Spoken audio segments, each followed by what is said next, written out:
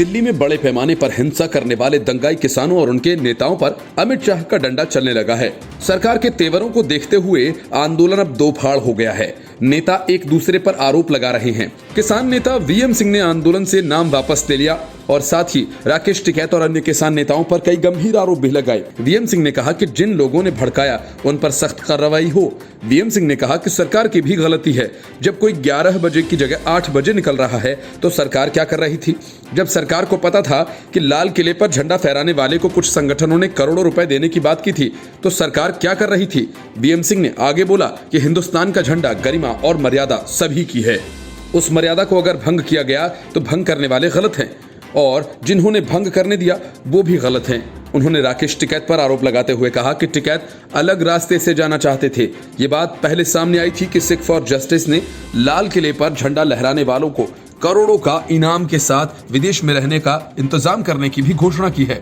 लेकिन ये भी हकीकत है कि किसान नेताओं ने पुलिस की तरफ से निर्धारित रूट पर शांतिपूर्ण तरीके से रैली निकालने का भरोसा दिया था।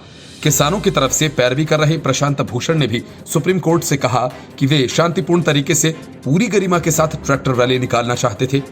दीप सिद्धू सहित कई किसान नेताओं के खिलाफ एफआईआर दर्ज कर ली है। राकेश टिकैत शुरू से ही उकसाने वाली बातें करते आए हैं। माना जा रहा है कि किसान नेताओं को जल्द ही गिरफ्तार किया जाएगा।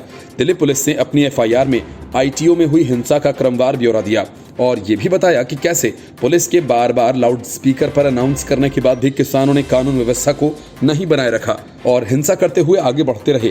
इस एफआईआर में ट्रैक्टर के उस एक्सीडेंट की भी बात की गई जिसमें किसान नेता की मौत हो गई। बताया गया कि ट्रैक्टर के हादसे के बाद पुलिस कर्मचारियों ने ट्रैक्टर चालक को बचाने की भी कोशिश की, लेकिन एक अन्य ट्रैक्टर आया और उन्हें कुचलने की कोशिश की, जिसके चलते पुलिस वालों को वहां से भागना पड़ा। किसान नेताओं के हमले में घायल हुए डीसीपी उत्तर और ऑपरेटर संदीप ने बताया कि हम लाल किले पर गणतंत्र दिवस की ड्यूटी कर रहे थे। वहां एक उग्र भीड़ आई और उन्होंने अचानक लाठी और डंडों से और हथियारों से हमला कर दिया। उनके पास जो हथियार थे वो हमसे छीन लिए गए। स्थिति इतनी बिगड़ गई थी कि पुलिस को बहुत मशक्कत करनी पड़ी। दूसरी तरफ मोहन गार्डन के पास बलजीत सिंह भी हमले में घायल हुए थे। उन्होंने कहा कि नजफगढ़ रोड पर हमने बैरिकेड से रास्ता रोका था। किसान प्रदर्शनकारी ट्रैक्टर लेकर नजफगढ़ की तरफ आए। उन्होंने बैरिकेड्स तोड़ दिए और पथराव शुरू कर दिया। वे बहुत हिंसक थे। उनके पास हर तरह के हथियार थे।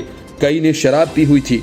वहीं दिल्ली पुलिस ने यह भी जानकारी दी है कि उसकी एफआईआर में किसान नेता दर्शन पाल, राजेंद्र सिंह, बलबीर सिंह राजेवाल, बूटा सिंह बुर्जगिल और जोगिंदर सिंह उगरा के नाम हैं।